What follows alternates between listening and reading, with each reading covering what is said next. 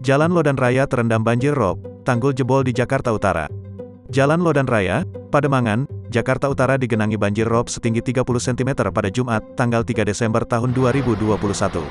Arus lalu lintas di kawasan tersebut, tepatnya di depan gerbang masuk Pelabuhan Sunda Kelapa pun menjadi tersendat. Beberapa pengendara roda 2 tampak mendorong motornya menerjang banjir.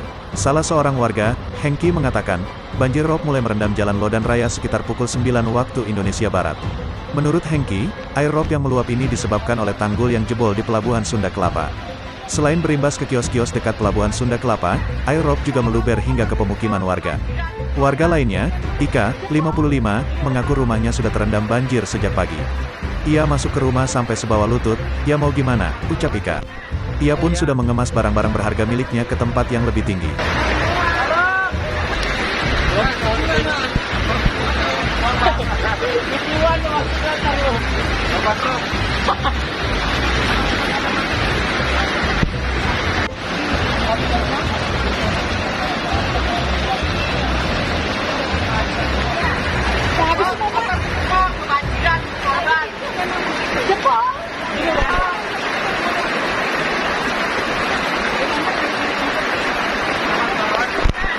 Iya.